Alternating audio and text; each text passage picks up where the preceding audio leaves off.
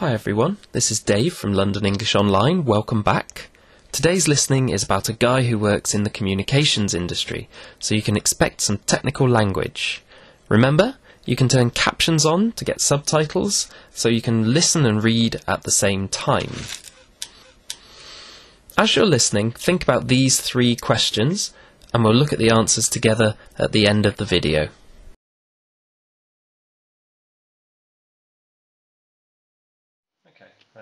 My name's Sam, and I work in the fibre optic communications industry. So my job is, as a physicist, to think about the design of lasers and equipment called modulators, which are used to turn data, that is everything which you use on the internet, video, voice, everything that powers our modern electrical world gets turned into pulses of light, which we send down optical fibres, and that light can be transmitted everywhere around the world.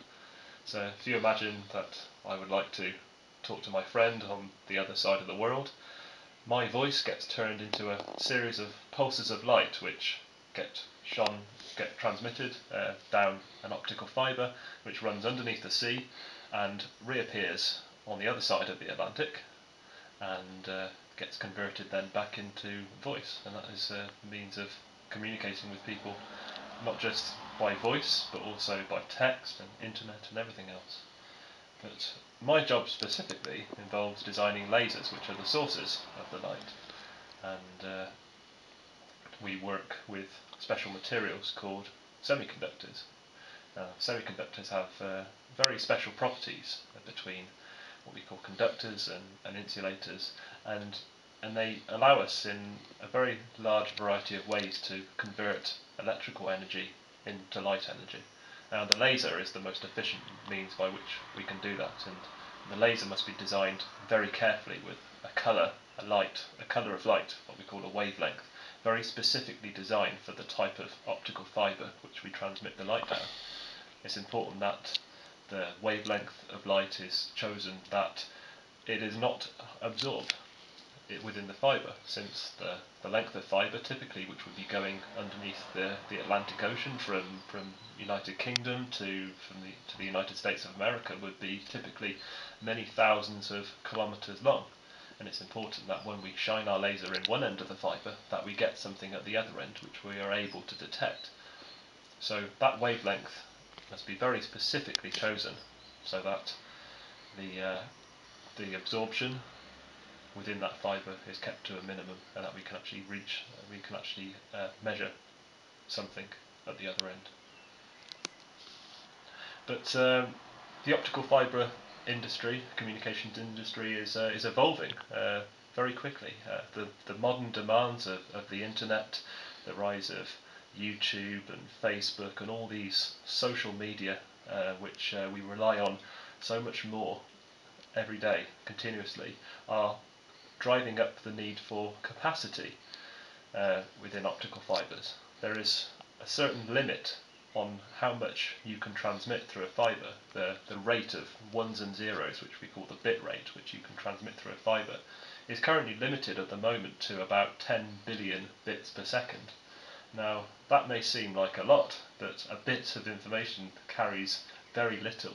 If you think about typical examples, for instance, an MP3 file, an audio file of length, say, 3 minutes, that is 3 megabytes, that's 3 million bytes, and there are 8 bits in a byte, which means that's 3 times 8, that's 24 million bits of information just in 3 minutes of audio. And the same would be for a phone call. A phone call would require several minutes minimum, maybe up to an hour, and that is a lot of information to transmit. If you think about video, for instance, video files these days are several gigabytes in size, and that's billions of bytes.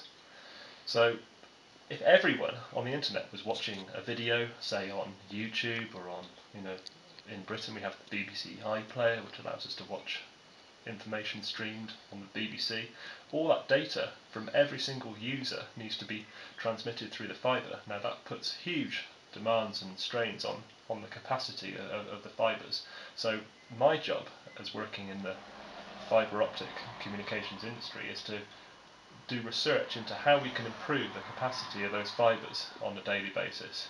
Now we are working on technology at the moment which will hopefully allow us to multiply by 10 the capacity of the fibres. So to go from 10 gigabits per second, 10 billion bits per second, up to 100 billion bits per second. But this is real technology now, and we are really pushing the limits of what we can do with optical fibres at the present time. And these demands are continuously being driven by the industry, who demand faster and faster speeds every day. So we accept these challenges and we move forward, and this is the very largest part of my work at the moment, is understanding these challenges and overcoming them. Okay, I hope you understood all that, but if not, go back, listen again, and this time turn on the captions so you can read and listen at the same time. But for now, let's look at these questions. Number 1, what does his job involve? Well, he mentions that his job involves designing the lasers that they use with fibre optic cables. Number 2, how do fibre optic cables work? Well, as Sam explained, information is transformed into pulses of light that are created by a laser. This laser sends the pulses of light down a cable, and the modulator collects these pulses at the other end and turns them back into data. And finally, question 3. Why is his job so important? Well, we are a very good example. You're watching a YouTube video, and like the rest of society, many people are using the internet to share videos, to share ideas, to watch TV, to listen to the radio, and so the amount of information that needs to be transmitted is going up all the time. So his job is so important because he keeps the infrastructure able to cope with the amount of information that is being sent along it. Okay guys, so we hope you've enjoyed this video. If you'd like to see more, please click subscribe and subscribe to our YouTube channel. You'll find other videos, listenings and various English grammar explanations. You can also join us on Facebook. We have a daily English quiz and you can join the discussion. And finally, of course, we offer Skype lessons, so if you follow that link, it will take you to our website and you can check out the information there. Thank you for watching. See you next time. This is Dave saying goodbye for now.